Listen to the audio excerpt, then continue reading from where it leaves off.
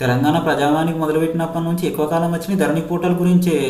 అయితే ధరణి పోర్టల్కి సంబంధించినటువంటి చెకింగ్ డ్రైవ్లు చేస్తున్న సందర్భంలో కూడా కొత్త కొత్త సమస్యలు ఎదురవుతున్నాయి. అయితే ఇవన్నీ ఈ నెల 31 తోటి పూర్తి చేయాలని సీఎం సార్ ఆర్డర్ చేసిండు. చూడాలి మరి ఇంతవరకు పూర్తి అవుతుందో తెలియదు. కాకపోతే పాతవి కంప్లీట్ చేస్తుంటే కొత్తవి వస్తూనే ఉన్నాయి. అంతేకాకుండా జ్యోతిరావు పూలే ప్రజాభవన్కి వచ్చేసరికి అర్జీలు ఎక్కువ అవుతున్నాయి. అంతేకాకుండా నిన్న చేసినటువంటి ప్రజావాణి మంగళవారంలో కూడా 500 వచ్చినాయి. 500 మెజారిటీ కూడా ధరణి పోర్టల్ గురించే వచ్చినాయి. అయితే ధరణి పోర్టల్కి సంబంధించినటువంటి చర్చ జరుగుతున్న నేపథ్యంలోనే ఇది ఎప్పుడు సరి అవుతుంది అని అర్థమైతలేదు. అంతేకాకుండా రైతు బంధు, రైతు భరోసా, అంతేకాకుండా రుణమాఫీకి సంబంధించిన ధరణి పోర్టల్ ఉన్నోళ్ళకే చేస్తారా అన్న అనుమానాలు ఉన్నాయి. అయితే చూడాలి వీటన్నిటికీ సర్కార్ ఏం సమాధానం చెప్తుంది, ఎప్పటిలోగా చెప్తుంది, అయితే గతంలో ఉన్న ఏమైంది అన్నది చెప్పాలి. అయితే పానీ నకల సంగతి ఏమైంది అన్న విషయం చూడాల్సింది ఉంది. అయితే గత సర్కార్ అన్నింటిని మూసేసింది. మరి ఇప్పుడు ఇవన్నీ జరుగుతలేదో తెలియాలి.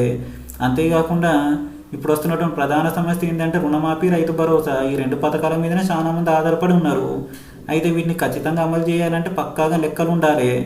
దీనికోసమే ఇప్పుడు సర్కార్ గట్టిగా చర్యలు తీసుకుంటుంది. దీనికోసం మళ్ళీ క్యాబినెట్లో పెడతారట, అంతేకాకుండా అసెంబ్లీలో కూడా చర్చ చేస్తారట.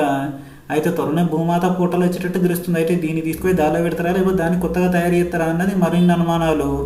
మరి దారిలో ఎన్ని చిక్కులు ఉంటాయో తెలియదు. ఇప్పటికైతే ధరణి పోర్టల్ మీద సమస్యలు అనేకం ఉన్నాయి.